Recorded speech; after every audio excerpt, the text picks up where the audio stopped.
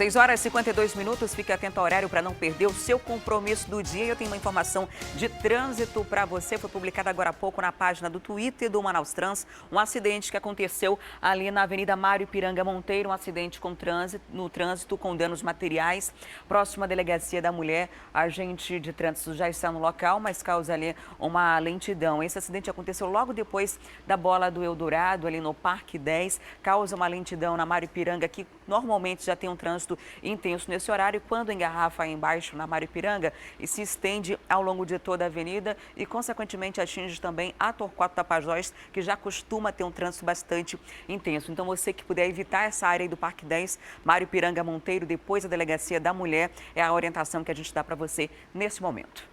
E agora eu tenho uma dica para quem ainda busca uma aprovação e vaga no ensino superior. O Instituto Federal do Amazonas, o IFAM, está convocando candidatos da lista de espera do Sistema de Seleção Unificada, o SISU. E para dar mais detalhes dessa chamada, eu converso agora ao vivo com a Thea Morel.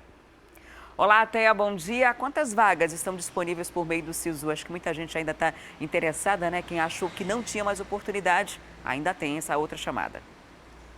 Bom dia, Adriane, bom dia a todos. É verdade, essa chamada deve trazer uma nova oportunidade para aquelas pessoas que quiserem ingressar no IFAM. E é preciso seguir aí alguns procedimentos, viu, Adriane? Apesar do número de vagas não ter sido divulgado, né, é preciso que a pessoa possa comparecer dos dias 21 e 22 de fevereiro, preencher um formulário no protocolo do IFAM, da reitoria do IFAM, que fica na rua Ferreira Pena, número 1109. No total, o IFAM ofereceu aí 378 vagas em 17 cursos, mas nem todas essas vagas, obviamente, vão estar disponíveis, né? Esse é o número de vagas que realmente eles têm para todas as pessoas que querem realmente cursar o IFAM.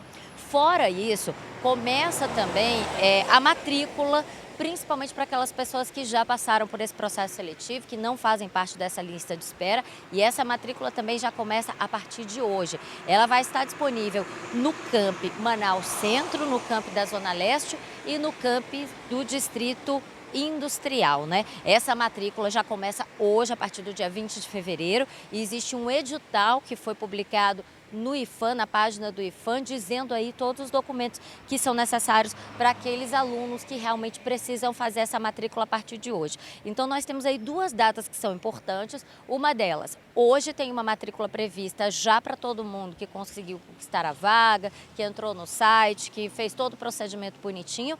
E como o IFAM já sabe que existem vagas remanescentes, essas vagas estão abertas, mas para preencher a lista de espera é preciso realmente que a pessoa vá até a reitoria do IFAM, que fica na rua Ferreira Pena, para poder participar aí dessa lista de espera e ver realmente quais são os cursos que estão disponíveis. Ok, Thea, muito obrigada pelas informações. E para você que começou a acompanhar o programa agora, a gente preparou um resumo das principais notícias até aqui. Confira. Mulher é presa com 15 quilos de droga no Aeroporto Internacional Eduardo Gomes. Vanessa Luana Braga tentava embarcar para a Bahia, mas foi pega depois de uma denúncia anônima no Departamento de Narcóticos. Ela foi autuada em flagrante por tráfico de drogas e conduzida para uma audiência de custódia no Fórum Ministro Enoque Reis. Denúncia de que túneis estavam sendo escavados faz polícia realizar nova revista no Centro de Detenção Provisório na BR-174. Cerca de 100 agentes participaram da ação, que terminou com a apreensão de entorpecentes, armas caseiras e terezas. Segundo a Secretaria de Administração Penitenciária, novas revistas devem acontecer pelo menos uma vez por mês. Mutirão carcerário chega ao fim depois de 12 dias de trabalho. Cerca de 5.200 processos foram analisados e 3.500 presos atendidos durante os dias de força-tarefa. Apesar do balanço positivo, a Defensoria ainda trabalha com baixo número de defensores públicos para acelerar o serviço. Polícia prende homem que aplicava golpes no sistema de previdência do Estado. Investigado desde setembro do ano passado, David Almeida Pantoja recebia informações privilegiadas, falsificava documentos e recrutava pessoas para fazer empréstimos com valores de até R$300 mil. A substância é conhecida como pílula do câncer. A fosfoetalonamina será vendida como suplemento alimentar a partir de março. O Instituto Local pode garantir o acesso gratuito ao tratamento para aqueles que não têm condições de arcar com os custos do produto. E você de casa quer participar do Manhã no Ar, sugerir uma reportagem, fazer uma denúncia sobre os problemas que acontecem aí na sua comunidade? É muito simples. Você pode mandar sua mensagem para a gente, anota só o telefone 992 25 8767. Vou repetir para você, 992 25 8767. Você pode ainda deixar o seu recadinho, a sua sugestão na nossa página no Facebook. É só digitar Manhã no Ar e fazer a sua sugestão de reportagem, denúncia. Pode enviar para a gente também o seu flagrante. Se tiver informação de trânsito também, pode mandar o nosso WhatsApp, 992 25 8767. E agora nós vamos ao vivo lá para a Rádio A Crítica conversar com a Deilson Albuquerque e a Micaela Cevalho, que estão ao vivo lá na 93.1. Olá, meninos, bom dia. Bom dia, Adriane. A gente começa hoje falando sobre a cobrança pelos quilos de bagagem, né? Essa discussão que já foi levantada pela ANAC, chegou ao Congresso Nacional e agora pode voltar a acontecer, né? A ANAC tinha anunciado que isso aconteceria a partir do dia 14 de março. Essa situação já foi definida, vai ser cobrado mesmo mês que vem ou o Senado está intervindo? Bom, por enquanto, fica acertado que vai ser cobrado sim a partir do dia 14 de março. Isso porque, para ser revogada, essa decisão ela precisa ser votada na Câmara dos Deputados e isso ainda não aconteceu e nem tem previsão de acontecer. Se isso não acontecer até lá, fica valendo sim o que já estava definido por lei, né? De que as pessoas vão ter que pagar por qualquer bagagem despachada nos voos a partir do dia 14 de março. A gente sabe que, por enquanto, ainda está valendo a regrinha que diz que a pessoa tem nos voos aí nacionais direito a 23 quilos, né, despachando sem pagar nada. A partir do dia 14, se isso não for votado, né, a revogação da cobrança for votada na Câmara, aí as pessoas vão ter que pagar por qualquer bagagem despachada, elas só vão ter direito àquela bagagem de mão, que pesa em cerca aí de 5 quilos. Essa questão aí vai levantar bastante polêmica, né? Porque a contrapartida da ANAC quer dizer que vai baratear o custo das passagens aéreas, né? Que a gente vai pagar menos, levando em consideração que não vai ter uma taxa fixa pelo peso da bagagem. O fato é que a gente não tem provas de que isso realmente vai acontecer, não tem garantias, né? De que a gente vai pagar menos, principalmente na nossa região, que costuma ter as passagens mais caras do Brasil. Às vezes é melhor você viajar para fora do país do que comprar um trecho dentro do Brasil mesmo. E, por enquanto, inclusive esse foi o questionamento da Câmara e do Senado, é de não ter essa garantia. Isso continua ainda indefinido. Ainda não foi apresentada essa planilha para dizer em números reais, a partir do momento que eles começarem a cobrar aí pelo peso dessa bagagem, né, pelo despacho da bagagem, quanto que a pessoa vai economizar lá no final no preço total que ela acaba pagando. Isso não foi apresentado ainda. A ANAC diz aí que as novas regras para o setor podem beneficiar o consumidor e baixar o preço da passagem do país, mas, por outro lado, ela não apresenta de quanto, em números reais, isso vai acontecer e de que forma. E o receio aí das autoridades é de que isso aconteça, a cobrança, e no final o consumidor não sinta nada no bolso, ou seja, não reduza o preço dessas passagens aéreas. Dá até para a gente comparar com o reajuste da tarifa do transporte coletivo, né? A Prefeitura diz que é necessário, o Senatran também diz que a planilha exige isso, porém, nada disso é colocado de forma bem prática, né? Por outro lado, o reajuste acontece, porém as melhorias a gente nunca vê, Adriane. Verdade, Adeilson. Agora vamos falar de coisa boa, vamos falar do Campeonato Amazonense. Dia 14 de março começa a primeira divisão do campeonato e a gente já tem a decisão de quem subiu para a Série A, né? Depois do Penarol, foi a vez do Holanda garantir o acesso à vaga no grupo de elite. Com a direção do Sidney Bento, né, que inclusive é ex-jogador do futebol do Amazonas, passou ainda pelo time do São Raimundo ali no Master. É um cara que a gente respeita muito, tem um bom controle, esteve comandando o próprio time do Holanda ano passado e em anos anteriores e agora voltou. Inclusive, o time do Penarol foi o primeiro a conquistar o acesso da Série A do Campeonato Amazonense, realmente ganhou o primeiro turno do campeonato. E aí, neste fim de semana, nós tivemos uma bela goleada do Holanda, que foi o segundo time que garantiu também vaga na Série A do Campeonato Amazonense a partir agora do mês de março. Venceu o Tarumã por 4-1 na Colina. Foi uma bela partida, um esquema tático muito bem organizado pelo Sidney Bento. Então, as duas equipes que vão estar compondo a Série A do Campeonato Amazonense a partir de março agora é o Penharol, bicampeão amazonense, já nos representou inclusive na Copa do Brasil, na Série D do Campeonato Brasileiro, e agora o time do Holanda também, que já nos representou também na Série D, assim como também na Copa do Brasil. São as duas equipes que inclusive vão fazer um jogo apenas para cumprir tabela no meio de semana, e a decisão mesmo é o que as equipes estão querendo. O caneco, como a gente costuma dizer, da segunda divisão acontece no dia 25 deste mês aqui de fevereiro. E logo depois começa o Campeonato Amazonense com transmissão da TV A Crítica. Você vai trabalhar. A gente viu que em anos anteriores o campeonato chegou a acontecer no segundo semestre. Não deu muito certo, agora volta para o primeiro semestre. Como que vai funcionar, Adeilson, esse campeonato com 8 times? Pois é, vai ser daquela maneira. Por exemplo, jogos de ida e de volta também. Vamos ter aí o campeão do primeiro turno, o campeão do segundo turno também. A única mudança vai ser realmente na grande decisão, que serão 2 jogos aí do Campeonato Amazonense. Nessa Série A B do Campeonato Amazonense, a gente ressalta que é apenas um jogo, inclusive esse jogo marcado para o dia 25 agora deste mês. E na Série B da Série A do Campeonato Amazonense serão 2 jogos. Não muda muita coisa não, mas o melhor de tudo é que a gente fica muito feliz porque volta o time do Penharol, que ficou longe um certo tempo da primeira divisão, principalmente de onde ele nunca deveria ter saído, até porque lá no Fórum de Mendonça a gente sabe que a torcida vai em peso, acompanha, sempre tem uma grande festa quando os jogos são realizados lá, e o time do próprio Penharol, né, que já nos representou na Série D do Campeonato Brasileiro, é bicampeão amazonense, então está voltando. A gente espera que com a volta das duas equipes agora, o futebol, principalmente da Série A, fique um pouco mais reforçado. Ano passado realmente não deu, as equipes esperavam um retorno financeiro do governo, o que não aconteceu, foi por isso que a Série A do Amazonense foi realizada no segundo semestre, mas infelizmente acabou prejudicando um pouco mais intensamente as equipes, e aí neste ano é que elas resolveram mesmo de forma bem mais coerente, todas as equipes, os dirigentes, a própria Federação Amazonense de Futebol, elas entraram em um consenso que deveria ser realizado mesmo no primeiro turno aí do campeonato, né? Principalmente no primeiro semestre do estadual Campeonato Amazonense.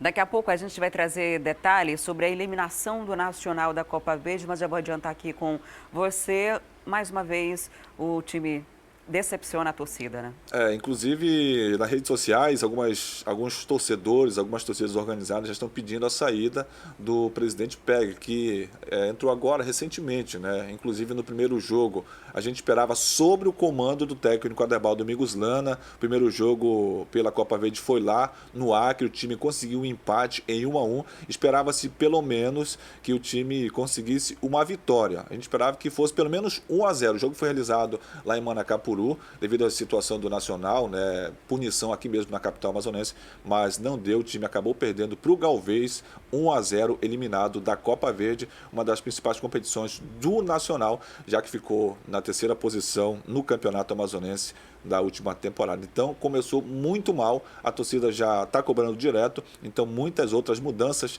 devem acontecer no time do Leão da Vila Municipal, assim como aconteceu de forma até previsível na saída do técnico Adebaldo Miguslana depois do empate contra o próprio Galvez no primeiro jogo da Copa Verde. Adriane. Daqui a pouco a gente traz mais detalhes e também mostra os preparativos do Manaus para essa temporada. Obrigada, Adeilson, Micaele, pelas informações. Ótimo dia para vocês, ótimo início de semana para todo mundo aí, para os ouvintes da 93.1. Boa semana para vocês. E olha, hoje tem mutirão de renegociação de dívidas de água e energia, promovidos pela Defensoria e pelo PROCON. Num primeiro momento, a ação vai atender apenas moradores do Santa Luzia e funcionários temporários da Suzan. Sobre esse assunto, eu converso agora ao vivo com a Tamires Clé. Olá, Tamires, quando vai ser esse atendimento? Quais os critérios para participar dessa renegociação? Olha, Adriane, são 2 mutirões diferentes. Nesse primeiro momento, a ideia é atender só os moradores da comunidade Santa Luzia, aqui no Japinha, aqui próximo. E para participar dessa primeira semana, que vai até o dia 24 de fevereiro, tem que ser morador de lá. A gente vai conversar agora com a secretária executiva do PROCON, Roseli Fernandes. Então, para participar, precisa ser da comunidade, precisa trazer que tipos de documento e como é que vai funcionar todo esse mutirão nessa semana? Pois é, primeiramente um bom dia e hoje é dia de mutirão no PROCON do Estado do Amazonas, não é? Então, para participar nesse primeiro momento, é necessário ser da comunidade Santa Luzia, não é? Trazer os seguintes documentos, que é CPF, RG, comprovante de residência e, claro, o documento que comprova o litígio. E aí a negociação vai ser só para luz? Exatamente. Nessa semana estaremos com a comunidade Santa Luzia somente para a questão energética, para a questão de energia. Aí os próximos mutirões nós estamos aí envolvendo outros fornecedores para que aqui a gente possa renegociar o débito do cidadão. Olha, para o mutirão, você tem que vir aqui na sede do PROCON, que fica na Avenida André Araújo, 1500, no Aleixo, das 8 da manhã até as 2 horas da tarde. Mas se outras comunidades quiserem participar de um mutirão parecido com esse, quiserem fazer um mutirão parecido com esse, tem uma possibilidade? É possível entrar em contato aqui com o PROCON?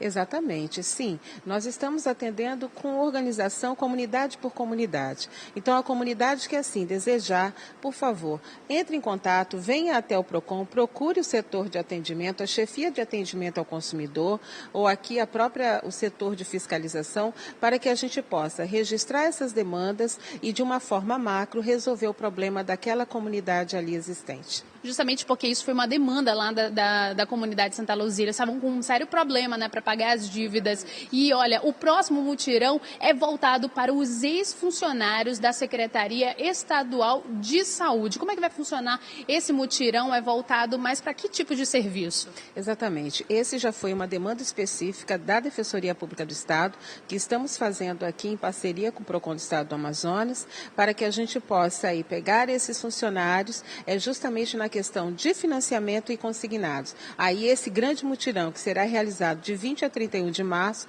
já será com relação a pessoas que estão precisando renegociar dívida com instituições financeiras ou bancos. Então, só mesmo para funcionários da Suzano a partir de março, né? Exatamente. Tá certo. Muito obrigada pelas informações. E, Adriane, eu volto com você no estúdio. Obrigada, Tamires, pelas informações. Ansueli também. Olha, é muito importante esse mutirão específico para a Suzano, porque são funcionários que foram demitidos e funcionários que deixaram de receber seus salários por mais de 3 meses, aquelas empresas terceirizadas. Então, a maior parte deles acabou entrando em dívidas, não conseguiu honrar os compromissos por não receber. Então, por isso, esse mutirão é específico para esses ex-funcionários da Suzano. E a Escola Superior da Defensoria Pública do Estado do Amazonas abriu um processo seletivo para estágio na área de Direito. As vagas são para cadastro de reserva e para ocupação de vagas nas unidades das defensorias na Zona Leste e Norte de Manaus. E quem traz mais detalhes para a gente é a Thea Morel. Olá, Thea. Onde esses interessados podem se inscrever? Os estudantes de Direito que estão a fim de conseguir um estágio, como que funciona o processo para eles? Bem, é um processo bem específico realmente, Adriane. E essas inscrições elas estão abertas na própria Escola da Defensoria Pública, que fica na rua 24 de maio, né, ali no centro da cidade, número 321. É muito interessante que o candidato entre primeiro no site da Defensoria, no defensoria.am.def.br, para dar uma lida no edital e para saber exatamente que tipo de documentos ele precisa entregar, ele precisa para fazer essa inscrição.